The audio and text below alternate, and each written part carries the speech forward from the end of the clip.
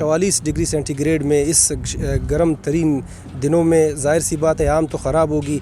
Exporters काफ़ी परेशान हैं, तो कोई ऐसा इनके लिए स्ट्रॉन्ग लायामल तय करे ताकि उस तरफ से ज़्यादा गाड़ियाँ आ सकें या एक्सपोर्ट को डेली के बेस पे जाने की इजाज़त मिल जाए, तो फिर भी ये कुछ ना कुछ किसी हद तक ये नुकसान का तलाफ़ी हो जाएगा।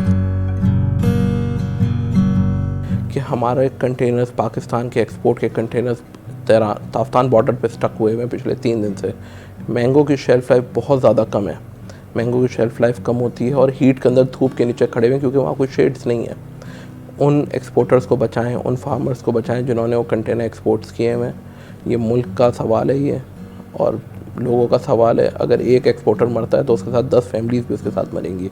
तो काइंडली आप इसको इसको पाकिस्तान हुकूमत एड्रेस करें और वहाँ पे कल से अर्जेंटली इसके ऊपर कोई एक्शन लें ताकि वहाँ पे गाड़ियाँ अवेलेबल हो, ताकि एक्सपोर्ट ईरान को की जाए।